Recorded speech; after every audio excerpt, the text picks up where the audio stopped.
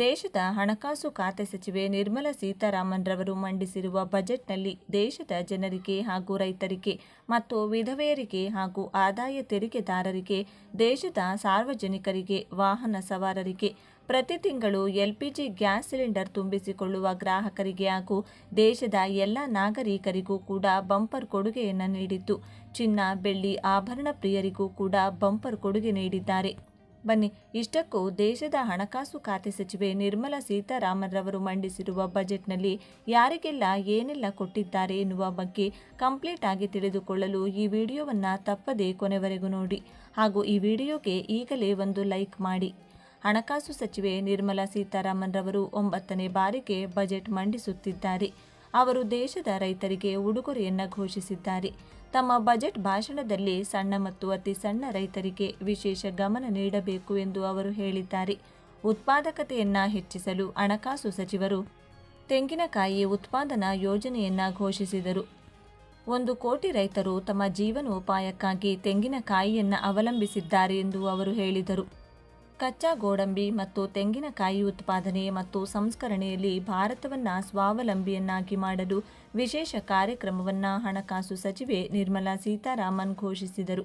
2030ರ ವೇಳೆಗೆ ಭಾರತೀಯ ಗೋಡಂಬಿ ಮತ್ತು ಕೋಕೋವನ್ನು ಜಾಗತಿಕ ಪ್ರೀಮಿಯಂ ಬ್ರ್ಯಾಂಡ್ಗಳಾಗಿ ಪರಿವರ್ತಿಸುವುದು ಗುರಿಯಾಗಿದೆ. ಶ್ರೀಗಂಧವು ಭಾರತದ ಸಾಮಾಜಿಕ ಮತ್ತು ಸಾಂಸ್ಕೃತಿಕ ಪರಂಪರೆಯಲ್ಲಿ ಆಳವಾಗಿ ಬೇರೂರಿದೆ ಎಂದು ಅವರು ಹೇಳಿದರು. ಭಾರತೀಯ ಶ್ರೀಗಂಧದ ಮರದ ಪ್ರತಿಷ್ಠೆಯನ್ನು ಪುನಃ ಸ್ಥಾಪಿಸಲು, ಅದರ ಕೃಷಿ ಮತ್ತು ಸಂಸ್ಕರಣೆಯನ್ನು ಉತ್ತೇಜಿಸಲು ಸರ್ಕಾರವು ರಾಜ್ಯ ಸರ್ಕಾರಗಳೊಂದಿಗೆ ಕೆಲಸ ಮಾಡುತ್ತದೆ. ಹಳೆಯ ಮತ್ತು ಕಡಿಮೆ ಇಳುವರಿ ನೀಡುವ ತೋಟಗಳನ್ನು ಪುನರುಜ್ಜೀವನಗೊಳಿಸಲು ಮತ್ತು ವಾಲ್ನಟ್, ಬಾದಾಮಿ ಮತ್ತು ಪೈನ್ ಬೀಜಗಳ ಸುಧಾರಿತ ಕೃಷಿಯನ್ನು ಉತ್ತೇಜಿಸಲು ವಿಶೇಷ ಕಾರ್ಯಕ್ರಮವನ್ನು ಹಣಕಾಸು ಸಚಿವರು ಘೋಷಿಸಿದರು. ಇದು ರೈತರ ಆದಾಯವನ್ನು ಹೆಚ್ಚಿಸುತ್ತದೆ ಮತ್ತು ಯುವಕರನ್ನು ತೊಡಗಿಸಿಕೊಳ್ಳುವ ಮೂಲಕ ಈ ಉತ್ಪನ್ನಗಳ ಮೌಲ್ಯವನ್ನು ಹೆಚ್ಚಿಸುತ್ತದೆ. ಎಲ್ಲ ವರ್ಗದವರಿಗಾಗಿ ಬಜೆಟ್ ತಯಾರಿಸಲಾಗಿದೆ. ಕುಟುಂಬಗಳಿಗೆ ಹೆಚ್ಚಿನ ಹಣ ಸಿಗುವಂತೆ ವಿಕಸಿತ ಭಾರತದ ಗುರಿ ಸಾಧಿಸಲು ನಮ್ಮ ಸರ್ಕಾರ ಬದ್ಧವಾಗಿದೆ. ಬಡತನ ನಿರ್ಮೂಲನೆ ಮಾಡುವ ಕಾರ್ಯ ಮಾಡಿದ್ದೇವೆ. 7% ಅಭಿವೃದ್ಧಿ ಹೊಂದಿದ್ದೇವೆ. ಮೋದಿಯವರು ವಿಕಸಿತ ಭಾರತಕ್ಕೆ ಕರೆ ಕೊಟ್ಟಿದ್ದಾರೆ. ಭಾರತ ಜಗತ್ತಿನ ಅತಿ ದೊಡ್ಡ ಆರ್ಥಿಕ ಶಕ್ತಿಯಾಗಿದೆ ಎಂದರು. ಖನಿಜ ಸಮೃದ್ಧವಾಗಿರುವ ರಾಜ್ಯಗಳಿಗೆ ಕಾರಿಡಾರ್ ಸ್ಥಾಪನೆ ಮಾಡಲಾಗುತ್ತದೆ. ಕೇಂದ್ರದ ಔಷಧ ಸಾಮರ್ಥ್ಯವನ್ನು ಹೆಚ್ಚಿಸಲಾಗುವುದು. ಮೋದಿಯವರು ವಿಕಸಿತ ಭಾರತಕ್ಕೆ ಕರೆ ಕೊಟ್ಟಿದ್ದು 2047ರ ಗುರಿಯನ್ನು ಮೋದಿ ಇಟ್ಟುಕೊಂಡಿದ್ದಾರೆ. ಸೆಮಿ ಕಂಡಕ್ಟರ್ ಮಿಷನ್ಗೆ 40,000 ಕೋಟಿ ರೂಪಾಯಿ ಘೋಷಣೆ ಮಾಡಲಾಗುವುದು. ತಮಿಳುನಾಡು, ಆಂಧ್ರ, ಒಡಿಶಾ, ಕೇರಳಕ್ಕೆ ಬಂಪರ್ ಘೋಷಣೆ ಮಾಡಲಾಗಿದೆ. ಮಹಾತ್ಮ ಗಾಂಧಿ ಗ್ರಾಮ ಸ್ವರಾಜ್ಯ ಆರಂಭಿಸಲಾಗುವುದು. 1 ಪ್ರಾಡಕ್ಟ್ 1 ಸ್ಟೇಟ್ ಯೋಜನೆ ಆರಂಭಿಸಲಾಗುವುದು.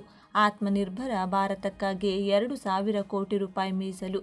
ಕ್ರೆಡಿಟ್ ಗ್ಯಾರಂಟಿ ಸಪೋರ್ಟ್ ವ್ಯವಸ್ಥೆ ಜಾರಿ. ಹಣಕಾಸು ಹಂಚಿಕೆಗೆ ಕ್ರೆಡಿಟ್ ಗ್ಯಾರಂಟಿ ವ್ಯವಸ್ಥೆ ಜಾರಿ ಮಾಡಲಾಗುವುದು ಎಂದು ಹೇಳಿದ್ದಾರೆ. ಮಧ್ಯಮ ಮತ್ತು ಸಣ್ಣ ಉದ್ಯಮಿಗಳಿಗೆ ಕೇಂದ್ರ ಸರ್ಕಾರವು ಸಿಹಿ ಸುದ್ದಿ ನೀಡಿದ್ದು, ಸಾಲದ ನೆರವು ಘೋಷಿಸಲಾಗಿದೆ. ಆತ್ಮನಿರ್ಭರ ಭಾರತಕ್ಕಾಗಿ 2,000 ಕೋಟಿ ರೂಪಾಯಿ ಮೀಸಲಿಡಲಾಗಿದೆ. ಕೇಂದ್ರೀಯ ಔಷಧಿ ನಿಯಂತ್ರಣವನ್ನು ಜಾರಿಗೆ ತರುತ್ತಿದ್ದೇವೆ. ಭಾರತದ ಡಿಜಿಟಲ್ ಪರಿಸರ ವ್ಯವಸ್ಥೆ ಬಲಪಡಿಸಲು ಬಯೋಫಾರ್ಮ್ ಶಕ್ತಿ ಯೋಜನೆ ಘೋಷಿಸಲಾಗಿದೆ. ಕಳೆದ 10 ವರ್ಷಗಳಲ್ಲಿ 25 ಕೋಟಿ ಜನ ಬಡತನದಿಂದ ಮುಕ್ತರಾಗಿದ್ದಾರೆ ಎಂದು ಹೇಳಿದ್ದಾರೆ. ಎಐ ಮಿಷನ್ ಮೂಲಕ ದೇಶದಲ್ಲಿ ದೊಡ್ಡ ಕ್ರಾಂತಿ. ವಿದ್ಯಾರ್ಥಿಗಳು, ರೈತರಿಗೆ ಇದರಿಂದ ಅನುಕೂಲವಾಗಲಿದೆ. ಹೊಸದಾಗಿ 3 ಏಮ್ಸ್ ಆಸ್ಪತ್ರೆ ನಿರ್ಮಾಣ ಮಾಡಲಾಗುವುದು. ಮಧುಮೇಹ, ಕ್ಯಾನ್ಸರ್ ಔಷಧಿಗಳ ಬೆಲೆ ಇಳಿಕೆ ಮಾಡಲಾಗುವುದು. ಪ್ರತಿ ಜಿಲ್ಲೆಗಳಲ್ಲೂ ಬಾಲಕಿಯರ ಹಾಸ್ಟೆಲ್ ನಿರ್ಮಾಣ ಎಂದು ಹೇಳಿದ್ದಾರೆ. ಕ್ರೀಡಾ ವಲಯದಲ್ಲಿ ಸಾಕಷ್ಟು ಉದ್ಯೋಗ ಸೃಷ್ಟಿಗೆ ಖೇಲೋ ಇಂಡಿಯಾ ಮಿಷನ್ ಆರಂಭಿಸಲಾಗುವುದು. ತೆಂಗು ಕೃಷಿ ಅಭಿವೃದ್ಧಿ ನೂತನ ಯೋಜನೆ ಘೋಷಿಸಲಾಗಿದೆ. ತೆಂಗಿನಕಾಯಿ ಬೆಳೆ ಸಂಸ್ಕರಣೆ, ರಫ್ತಿಗೆ ಒತ್ತು ನೀಡಲಾಗುವುದು. ವಿದೇಶಿ ಹೂಡಿಕೆದಾರರಿಗೆ ಸಿಹಿ ಸುದ್ದಿ. ಭಾರತದಲ್ಲಿ ಹೂಡಿಕೆ ಮಾಡಲು ಅನುಕೂಲ ಮಾಡಲಾಗುವುದು. ಮಹಿಳೆಯರಿಗಾಗಿ ಶಿ ಮಾರ್ಟ್ ಗ್ರಾಮೀಣ ಮಾರುಕಟ್ಟೆ ಸ್ಥಾಪನೆ ಮಾಡಲಾಗುವುದು ಎಂದು ತಿಳಿಸಿದ್ದಾರೆ. Budget part B. ದೇಶದಲ್ಲಿ ಏಪ್ರಿಲ್ನಿಂದ ನೂತನ ಐಟಿ ಕಾಯ್ದೆ ಜಾರಿಗೆ ಬರಲಿದೆ ಎಂದು ನಿರ್ಮಲಾ ಸೀತಾರಾಮನ್ ಘೋಷಿಸಿದ್ದಾರೆ. ವಿದೇಶ ಯಾತ್ರೆ ಇನ್ಮುಂದೆ ಅಗ್ಗವಾಗಲಿದೆ. ಐಟಿ ರಿಟರ್ನ್ ಮಾಡಲು ಜುಲೈ 31ರವರೆಗೆ ಅವಕಾಶ. ತೆರಿಗೆ ಬಾಕಿ ಉಳಿಸಿಕೊಂಡವರಿಗೆ 100% ದಂಡ ಹಾಗೂ ಜೈಲು ಶಿಕ್ಷೆ ವಿಧಿಸಲಾಗುವುದು ಎಂದು ಎಚ್ಚರಿಕೆ ನೀಡಿದ್ದಾರೆ. ಮೋಟಾರ್ ಆಕ್ಸಿಡೆಂಟ್ ಕ್ಲೇಮ್ಗಳಿಗೆ ತೆರಿಗೆ ಇಲ್ಲ. ಶಿಕ್ಷಣ, ಆರೋಗ್ಯ ಕ್ಷೇತ್ರದಲ್ಲಿ 2% TCS ಕಡಿತ ಮಾಡಲಾಗುವುದು ಎಂದು ಹೇಳಿದ್ದಾರೆ. ಯಾವ ವಸ್ತುಗಳ ಬೆಲೆ ಇಳಿಕೆ, ಯಾವ ವಸ್ತುಗಳ ಬೆಲೆ ಏರಿಕೆ? ಮದ್ಯಪ್ರಿಯರಿಗೆ ಕೇಂದ್ರ ಸರ್ಕಾರವು ಬಿಗ್ ಶಾಕ್ ನೀಡಿದ್ದು, ಮದ್ಯದ ಬೆಲೆಯಲ್ಲಿ ಏರಿಕೆ ಮಾಡಲು ಕೇಂದ್ರ ಸರ್ಕಾರ ನಿರ್ಧರಿಸಿದೆ. ಬೀಡಿ, ಪಾದರಕ್ಷೆ, ಬ್ಯಾಟರಿ ದರ ಇಳಿಕೆಯಾಗಿದೆ. ಕ್ಯಾನ್ಸರ್ನ 17 ಔಷಧಿಗಳ ಬೆಲೆಯಲ್ಲಿ ಇಳಿಕೆಯಾಗಿದೆ. ಸಿಗರೇಟ್ ಬೆಲೆ ಏರಿಕೆ, ವಿಮಾನದ ಬಿಡಿಭಾಗ ಏರಿಕೆ, 7 ಅಪರೂಪದ ಕಾಯಿಲೆಗಳ ಔಷಧಿಗಳ ಬೆಲೆ ಇಳಿಕೆ, ಕ್ಯಾನ್ಸರ್ಗೆ ಸಂಬಂಧಿಸಿದ 17 ಪ್ರಮುಖ ಔಷಧಿಗಳ ಮೇಲಿನ ತೆರಿಗೆ ಕಡಿತ ಮಾಡಲಾಗಿದೆ.